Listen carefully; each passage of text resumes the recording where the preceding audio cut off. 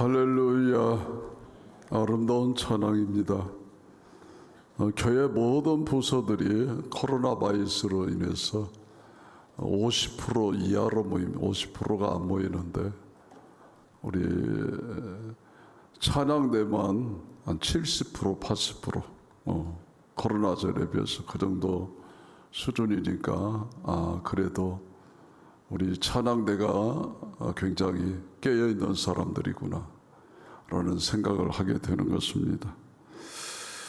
특별히 요한복음 1장 20장 1절로 18절까지는 이 부활절에 관한 말씀이어서 다음 부활절의 말씀을 드리려고 건너뛰었습니다.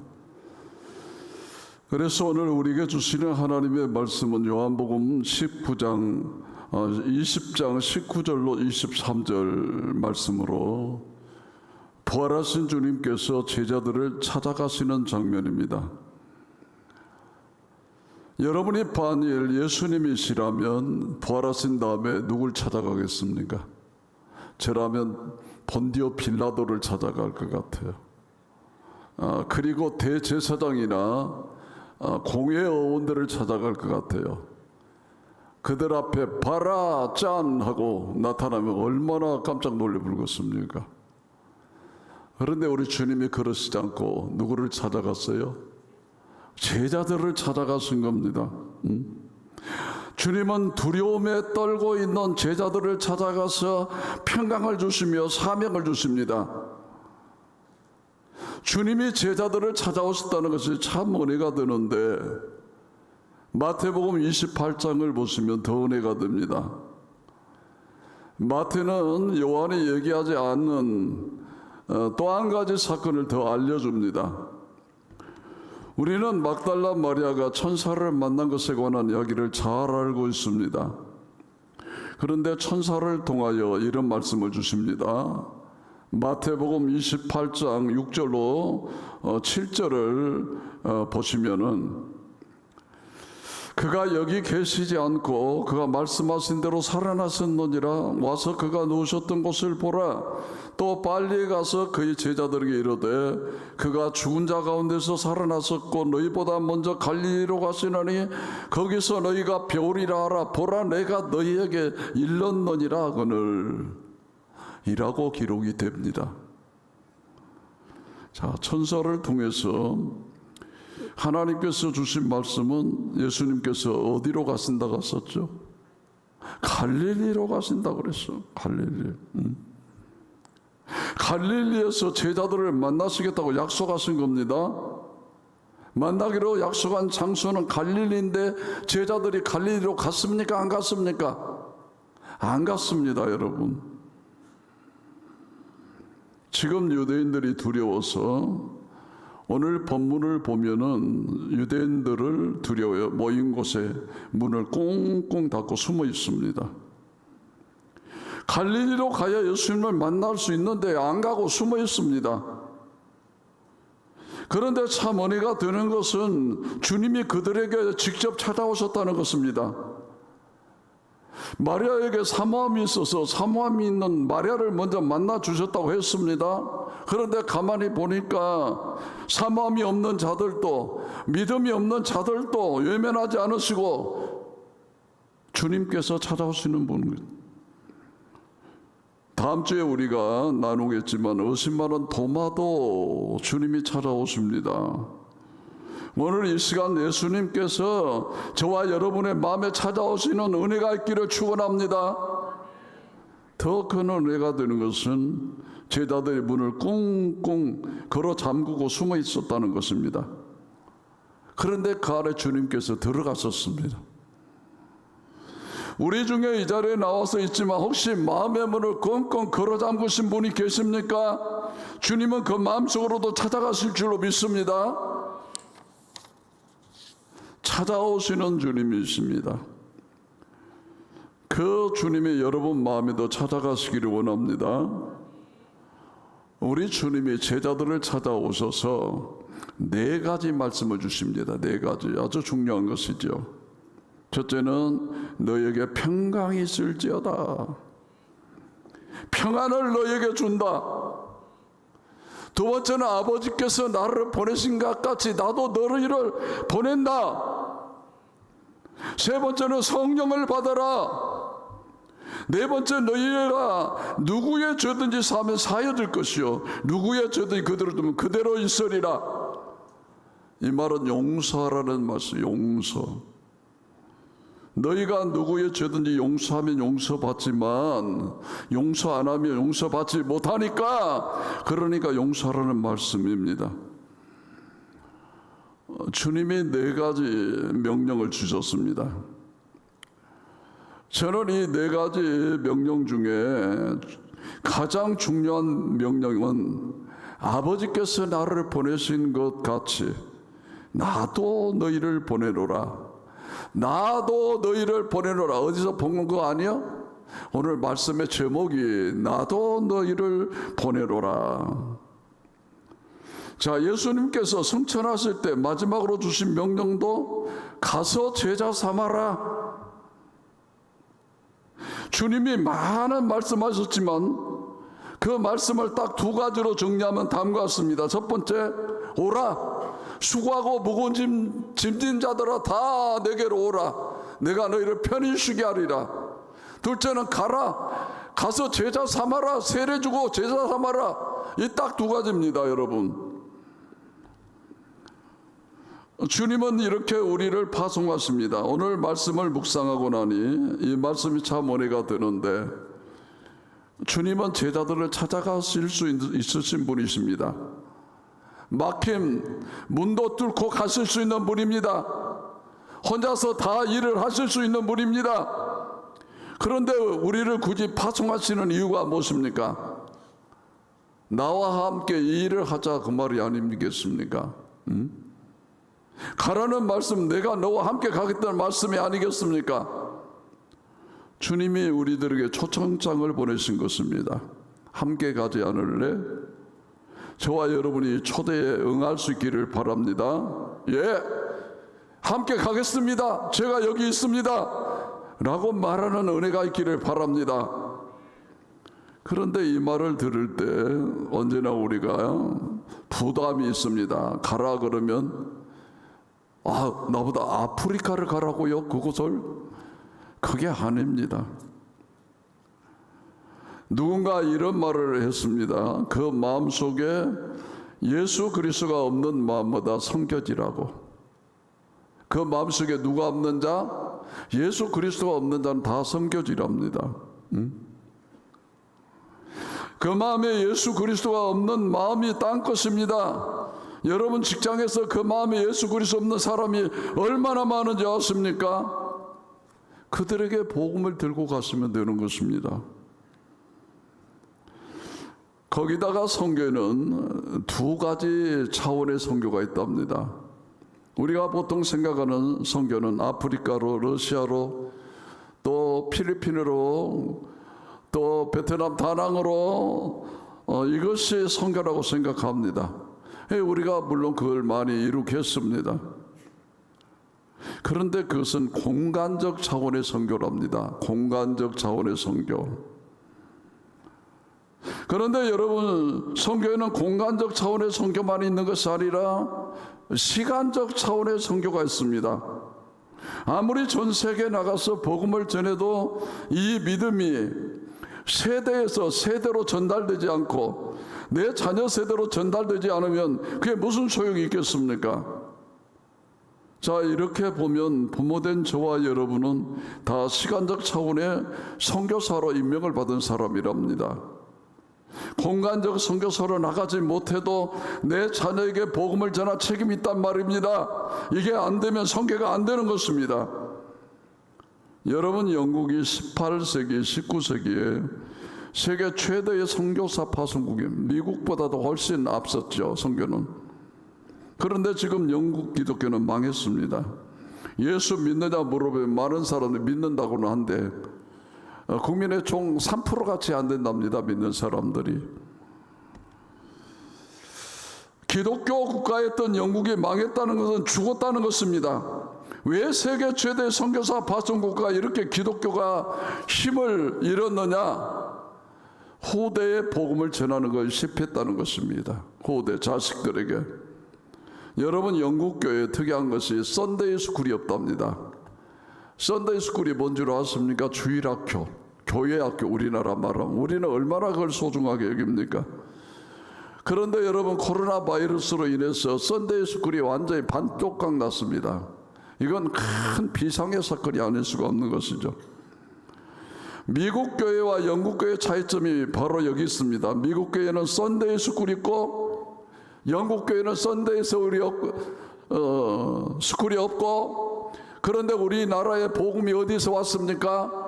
미국 선교사들을 통해서 우리나라에 복음이 들어왔기에 우리나라가 썬데이 스쿨이 있는 것입니다. 여러분, 주일학교가 대단히 중요합니다. 여러분, 유럽 교회들은 썬데이 스쿨이 없습니다. 그래서 유럽 교회들이 다 망했습니다. 공간적 차원으로만 그렇게 힘썼으나 시간적 차원의 선교에 실패했기 때문입니다. 사랑하는 여러분, 저와 여러분이 선교사인 줄로 믿습니다. 자녀에게 복음을 전해야 합니다. 저는 아브라함의 하나님, 이삭의 하나님, 야곱의 하나님이라는 표현이 대단히 은혜가 됩니다. 왜? 거기에 이삭의 하나님이 표현됐기 때문에 그렇습니다. 자, 아브라함의 하나님 이해하기가 쉽습니다. 아브라함이 얼마나 훌륭한 믿음의 조상 아닙니까? 야곱의 하나님 충분히 이해가 됩니다. 야곱이 얼마나 하나님 앞에 믿음을 보인 사람입니까? 이스라엘 12지파가 그에게서 나왔습니다. 그런데 이삭은요, 이삭이 한 게 뭐 있습니까? 아무것도 없습니다. 이삭이 주인공으로 기록된 성경 장수는 겨우 2장에 불과합니다.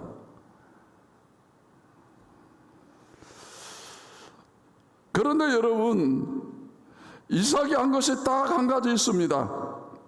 아버지 아브라함의 신앙을 그대로 이어받아서 그 믿음 아들 야곱에게 전해줬습니다. 그래서 하나님은 이걸 아주 귀하게 본 것입니다. 아브라함과 이삭과 야곱의 하나님이라고 그럽니다. 우리 중에 아브라함의 믿음을 보일 사람이 몇 명이나 되겠습니까? 야곱의 하나님, 야곱의 신앙을 보일 사람 몇 사람이나 되겠습니까? 그런데 여러분이 이어받은 이 믿음을 자녀들에게 잘 전달만 해줘도, 이삭의 사명만 잘 감당해도 하나님은 나의 하나님이신 줄 믿습니다. 아멘.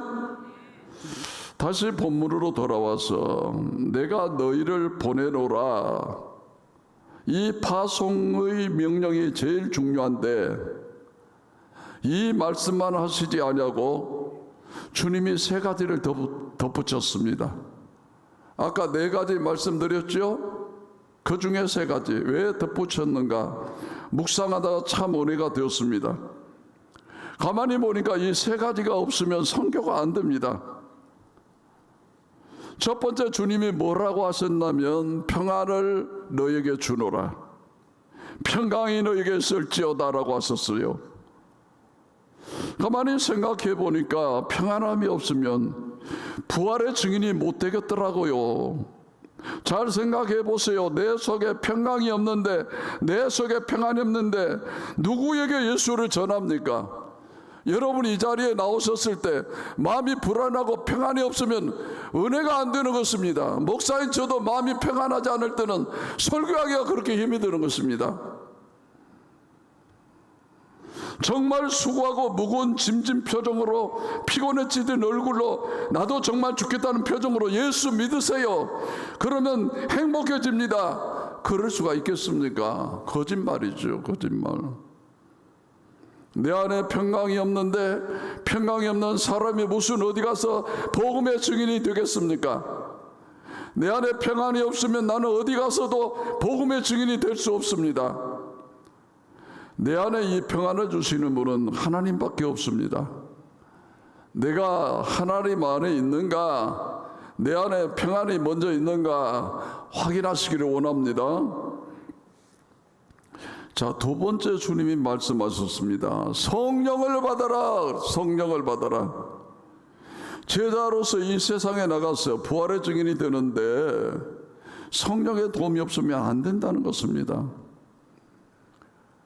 여기서뿐만 아니라 여러 곳에서 성경이 말씀하시는데 특히 사도행전에 많이 나옵니다. 사도행전 1장 4절로 5절에 보면은 예루살렘을 떠나지 말고 내게 들은 바 아버지 약속하신 것을 기다리라 그랬어요. 성령이 임하실 때까지 기다리라고 하는 것이요. 사도행전 1장 8절 우리가 잘 아는 말씀이죠. 오직 성령이 너희에게 임하시면 너희가 권능을 받고 예루살렘과 온 유대와 사마리아 땅끝까지 이르러 내 증인이 되리라 하시니라. 아멘. 자, 성령이 충만하지 않으면 이 사명을 감당할 수가 없답니다. 성령 충만하지 않고는 부활의 증인이 될 수 없답니다. 여러분 누구보다도 전도를 가장 많이 했던 전도자 바울이 고린도전서 2장 4절 5절에서 이 말씀을 하셨습니다. 한번 보십니다. 내 말과 내 전도함이 설득력 있는 지혜의 말로 하지 아니하고 다만 성령의 나타나심과 능력으로 하여 너희 믿음이 사람의 지혜에 있지 아니하고 다만 하나님의 능력에 있게 하려 하였노라 라고 하였습니다. 내 말과 지혜가 아니라 성령의 나타나심과 능력이랍니다. 자, 사도 바울이 왜 이렇게 이야기하셨는지 아십니까? 전도를 해보니까 성령께서 도와주시지 않으면 도무지 되지 않더라 그 말이에요. 사람의 지혜로는 안 되더라 그 말입니다. 자, 그러면 사도행전 17장에 가보겠습니다. 사도행전 17장 16절로 17절을 보면은 바울이 아테네에서 어떻게 복음을 전하셨는가가 나오는데 한번 보시죠. 바울이 아테네에서 그들을 기다리다가 그 성에 우상이 가득한 것을 보고 마음에 격분하여 회당에서는 유대인과 경건한 사람들과 또 장태에서 날마다 만나는 사람들과 변론하니라고 했어요. 변론하니, 이거 기억하세요. 변론.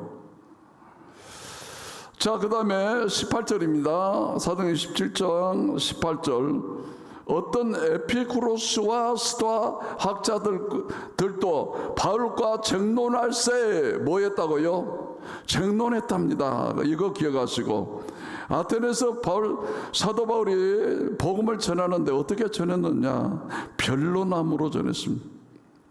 공부를 많이 했기 때문에 스토아파, 에피쿠로스 학파 철학자들과 쟁론하면서 복음을 전했습니다. 자, 그 결과가 어떻게 나타났는가? 자, 사도행전 17장 32절로 34절을 보겠습니다. 32절부터. 그들이 죽은 자의 부활을 듣고 어떤 사람은 조롱도 하고 뭐 했다고요? 조롱. 어떤 사람은 이 일에 대해 내 말을 다시 듣겠다니 예, 바울이 그들 가운데 떠나매 몇 사람이 그를 가까이어 믿으니 몇 사람만 믿었다나요. 잘 보세요. 아테네에서 사도 바울이 어떻게 복음을 전했다고요? 쟁론하면서 설득하면서 그 결과는 많은 사람이 조롱했고 겨우 몇 사람이 믿었답니다. 자, 그런데 사도행전 19장으로 가보겠습니다. 이제 여기서 사도 바울이 전도의 방법을 바꿉니다. 사도행전 19장 1절을 보십니다. 아볼로가 고린도에 있을 때 바울이 윗지방으로 다녀 에베소에 와서 어떤 제자들을 만나 어디에 왔다고요? 에베소 전도부터 바꿔지는 것입니다. 자, 에베소서 전도하다 바울이 이렇게 말합니다. 너희가 믿을 때 성령을 받았느냐? 그랬더니 우리는 성령이 계심도 듣지 못하였노라 그럽니다. 그러니까 예수의 이름으로 세례를 주고 성령이 임하기를 간절히 기도했습니다. 자, 그 결과 자, 사도행전 19장 6절을 보십니다. 6절. 바울이 그들에게 안수함에 성령이 그들에게 임하심으로 방언도 하고 예언도 하니 아멘. 성령이 역사하셨습니다. 자, 11절로 12절을 보십니다. 하나님이 바울의 손으로 놀라운 능력을 행하게 하시니 심지어 사람들이 바울의 몸에서 손수건이나 앞치마를 가져다 병든 사람에게 얹으면 그 병이 떠나고 악기도 나가더라. 아멘. 어디와 다르죠? 아테네와 다릅니다. 여기는 성령님이 역사하는데 기도하니까 병자가 낫고 악귀가 떠납니다. 그랬더니 유대인의 한 제사장 스교의 아들 7 아들이 뭐라고 하냐면, 나는 사도 바울이 여자는 그 이름을 얻다가 나도 귀신을 쫓는다 그랬더니 귀신들이 난리가 났어요. 자, 그게 사도행전 19장 15절을 보십니다. 악귀가 대답하여 이르되 내가 예수도 알고 바울도 알거니와 너는 누구냐 하며 난리가 났죠. 이런 영적인 일들이 일어납니다. 자, 사도행전 19장 17절로 19절을 보십니다. 에베소에 사는 유대인과 헬라인들이 다 이 일을 알고 두려워하며 주 예수의 이름을 높이고 믿는 사람들이 많이 와서 자복하여 행한 일을 알리며 또 마술을 하던 많은 사람이 그 책을 모아가지고 와서 모든 사람 앞에서 불사르니 그 책값을 계산한 듯 은 5만이나 되더라. 아멘. 자, 20절에 이렇게 나옵니다. 이와 같이 주의 말씀이 힘이 있어 흥왕하여 세력을 얻으니라. 할렐루야. 흥왕하여 세력을 얻으니라. 여러분, 차이점을 아시겠습니까? 아테네에서 사도 바울이 전도할 때 설득했습니다. 싸워 이기려고 논쟁했습니다. 말과 지혜로 할애했습니다. 그 결과 몇 사람 안 믿었습니다. 에베소에서 너희가 믿을 때 성령을 받았느냐? 성령을 위하여 기도할 때 성령님이 역사하실 때 하나님의 역사가 나타나므로 그곳에 많은 사람이 하나님께로 돌아왔답니다. 하나님의 말씀이 흥화의 힘을 얻었답니다. 그래서 사도 바울이 말하는 것입니다. 고린도전서 2장 4절입니다. 내 말과 내 전도함이 설득력 있는 지혜의 말로 하지 아니하고 다만 성령의 나타나심과 능력으로 하여라고 했습니다. 성령의 나타나심과 능력으로 하였답니다. 자, 로마서로 가보겠습니다. 로마서 15장 18절로 19절 상반절만 봅니다. 그리스도께서 이방인들을 순종하게 위하여 나를 통하여 역사하신 것 외에는 내가 감히 말하지 아니하노라. 그 일은 말과 행위로 표적과 기사의 능력으로 성령의 능력으로 이루어졌으며 라고 했습니다. 성령의 능력으로 이루어졌답니다. 정말 중요합니다. 여러분, 주님께서 내가 너희를 보내노라. 자, 이 말씀하시고 성령을 받으라고 하셨습니다. 자, 이 말은 성령님이 역사하심 없이는 우리가 부활의 증인이 될 수 없다는 뜻임을 깨달으시기 바랍니다. 여러분, 부활의 증인이 되시기를 원하십니까? 성령님을 삼으시기 바랍니다. 성령님을. 우리 교회가 할 것이 무엇이냐? 성령님을 삼는 교회가 되어야 합니다. 성령님은 인격이십니다. 물질이나 에너지가 아니라 인격이십니다. 인격은 환영하는 곳에 임하십니다. 여러분, 성령님을 사모하십시오. 우리 교회에 하나님 마음껏 역사하시라고 성령님을 사모하십시오. 많은 교회들이 말씀 중심을 얘기하면서 정작 말씀의 원저자이신 성령님은 그토록 무시합니다. 저는 그래서 우리 교회가 하나님의 말씀을 배울 뿐만 아니라 성령의 능력을 경험하는 교회가 되기를 원합니다. 성령이 역사하셔야 변화가 일어납니다. 여러분, 구약에도 보십시오. 엘리야가 450인의 바알 선지자와 대결해서 하늘에서 불이 떨어지자 그대야 사람들이 말합니다. 여호와 그는 참 하나님이시도다. 여호와 그는 참 하나님이시도다. 정말로 하나님의 불이, 성령의 역사가 있어야 될 줄로 믿습니다. 여러분, 지금도 마찬가지입니다. 지금 유럽의 기독교 무서울 정도로 쇠퇴하고 있습니다. 반면에 아프리카와 아시아와 남미는 놀라울 정도로 성장하고 있습니다.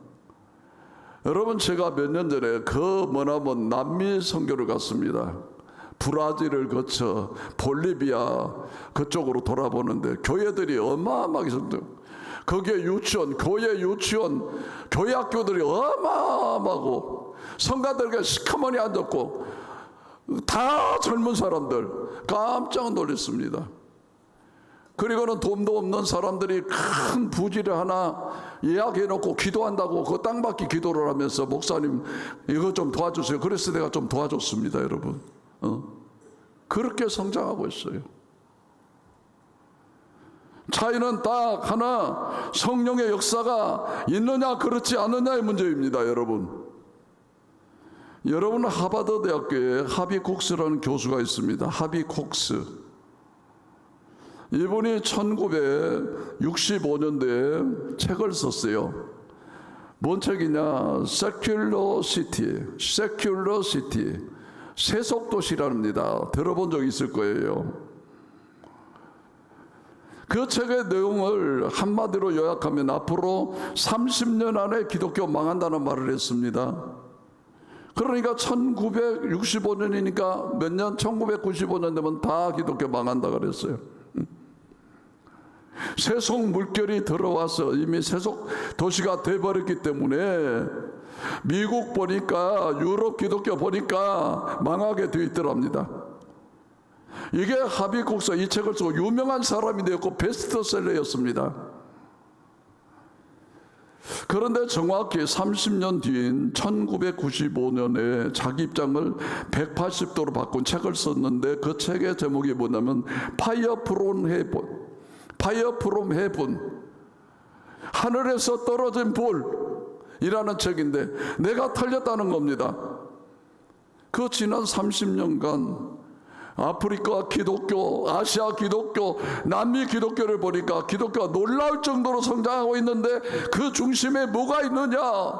성령운동이 있더랍니다. 성령운동. 성령님이 역사하시는 곳에 여전히 교회는 일어나고 하나님의 말씀은 흥왕한다는 겁니다. 여러분, 우리 교회가 부흥하는 길은 하나밖에 없습니다. 성령님 역사하셔야 될 줄로 믿습니다. 하늘에서 불이 떨어져야 합니다. 우리나라 왜 부흥했습니까? 1907년 평양 대부흥운동 때문입니다. 성령이 역사하심으로 인해서 회개 역사가 일어나고 놀라운 역사가 일어났습니다. 그래서 주님이 성령을 받으라 하셨습니다. 우리 마음에 평안이 있기를 원하고 우리가 성령을 사모하는 교회가 되기를 원합니다. 그런데 세 번째 이 두 가지만 있어도 될 것 같은데 주님이 또 한 가지를 덧붙였습니다. 한 가지가 뭐냐?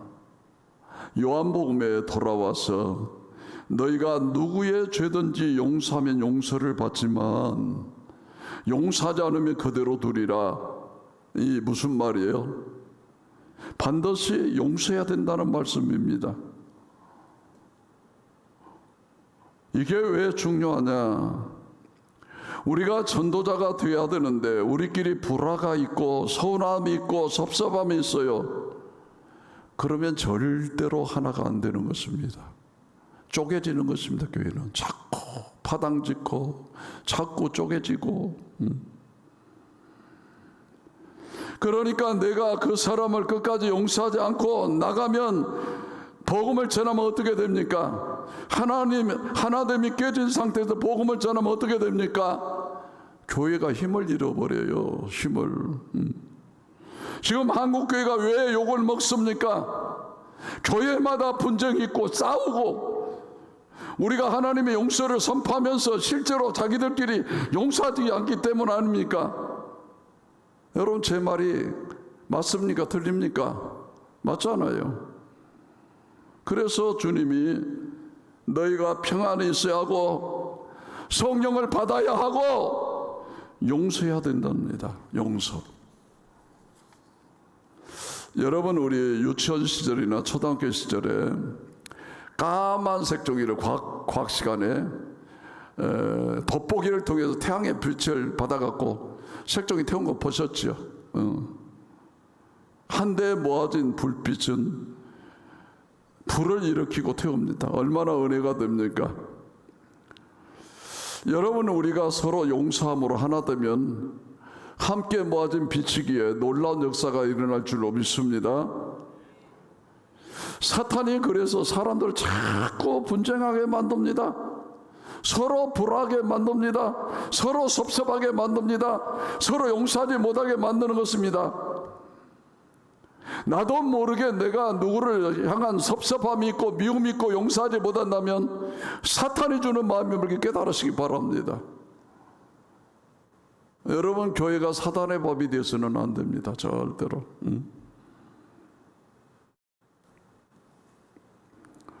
여러분, 아내가 남편을 용서하기를 원합니다.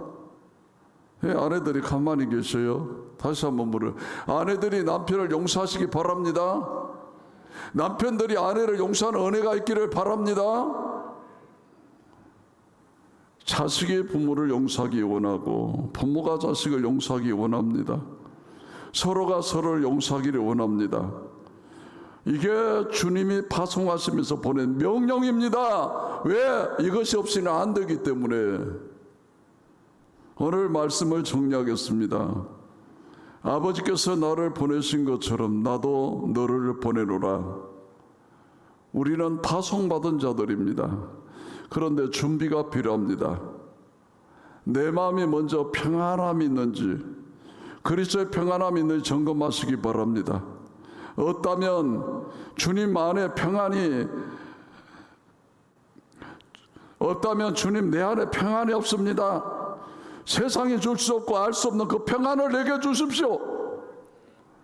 주님은 성령을 받아라 하셨어요. 성령 역사가 있어야 합니다. 내 말로 아무리 전도하지 못합니다. 성령 역사하여 주시옵소서. 우리 교회 가운데 성령님 강하게 역사하여 주시옵소서. 기도하시기 바랍니다. 그리고 우리가 서로 용서함으로 하나 되는 은혜가 있기를 바랍니다.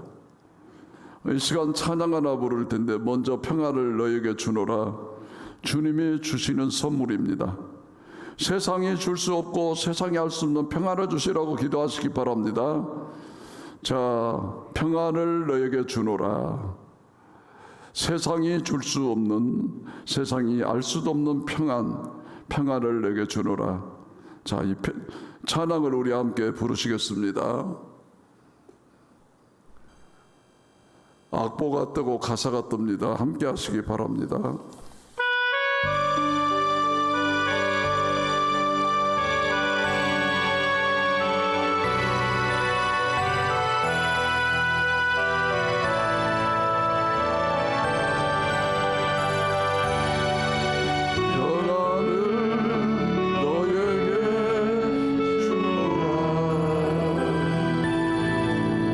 세상에 줄 수 없는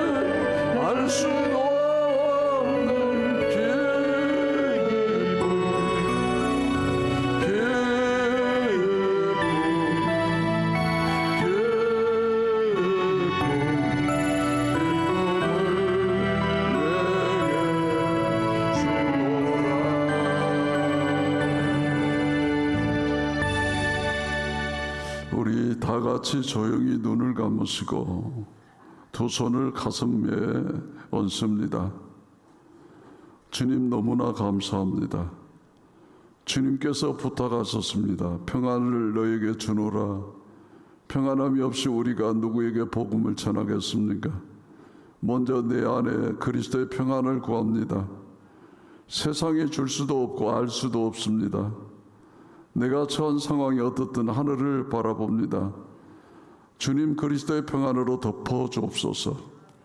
성령님을 구합니다. 오 성령님 역사하시지 않았으면 내가 어떻게 주님의 증인이 될 수 있겠습니까?